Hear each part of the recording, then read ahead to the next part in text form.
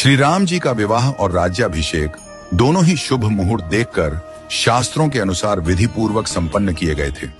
फिर भी न तो उनका वैवाहिक जीवन सुखद रहा और न ही राज्याभिषेक पूर्ण हो सका। विवाह के तुरंत बाद उन्हें वनवास मिला और राज्याभिषेक के दिन ही उन्हें राजमहल की जगह वन की ओर प्रस्थान करना पड़ा। यह सब विधि का विधान था। जब इस दुखद परिस्थिति का कारण पूछा गया तो महर्षि वशिष्ठ जी ने कहा, सुनहु भरत, भावी प्रबल बिलखी कहेउ मुनिनाथ, हानि लाभ जीवन मरण यश अपयश विधि हाथ। हे भरत, भावी बहुत बलवान होता है, हानि लाभ जीवन मरण यश अपयश सभी विधाता के हाथ में है। मनुष्य चाहकर भी भाग्य को नहीं बदल सकता।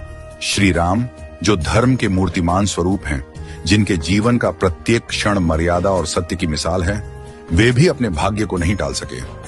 उन्हें वनवास मिला, पत्नी सीता को खोना पड़ा और अंत में उन्होंने स्वयं सरयू में जल समाधि लेकर अपनी लीला का समापन किया। श्री कृष्ण जिन्हें योगेश्वर कहा गया, जिन्होंने गीता में कर्म, ज्ञान और भक्ति का मार्ग बताया, वे भी अपने कुल के विनाश को नहीं रोक सके। उनके यादव वंश में आपसी कलह से एक दूसरे का संहार हुआ। महादेव शिव जो महामृत्युंजय के अधिष्ठाता हैं, वे भी अपनी प्रिया सती की मृत्यु को नहीं रोक सके। त्रिकालदर्शी होकर भी वे विधि के विधान को नहीं बदल सके। रामकृष्ण परमहंस जिन्हें दिव्य सिद्धियां प्राप्त थीं और जिन्होंने हजारों लोगों को ईश्वर का मार्ग दिखाया, वे भी कैंसर जैसी बीमारी को नहीं रोक सके। उन्होंने कहा था, यह शरीर नश्वर है, आत्मा ही अमर है। रावण जिसके पास अपार बल और ज्ञान था, जो शिव का भक्त था, वह भी अपने अहंकार के कारण नाश को नहीं टाल सका। कंस जो जानता था कि श्री कृष्ण उसका अंत करेंगे, फिर भी विवश था।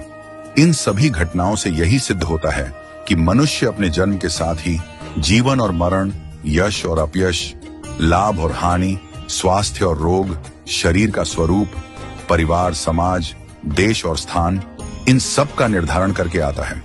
मनुष्य को यह भ्रम होता है कि वह सब कुछ नियंत्रित कर रहा है, लेकिन वास्तव में सब कुछ ईश्वर के संकेत से ही चलता है। इसीलिए साधक को चाहिए कि वह मन, वचन और कर्म से सहज, सरल और सदाचारी बना रहे, सदैव प्रभु का स्मरण करता रहे और अपने कर्तव्यों को श्रद्धा और निष्ठा से निभाए। मुहूर्त न जन्म के लिए तय होता है, न मृत्यु के लिए। जब जन्म और मृत्यु ही निश्चित नहीं होते, तो बाकी सब कुछ क्षणिक और अस्थायी है।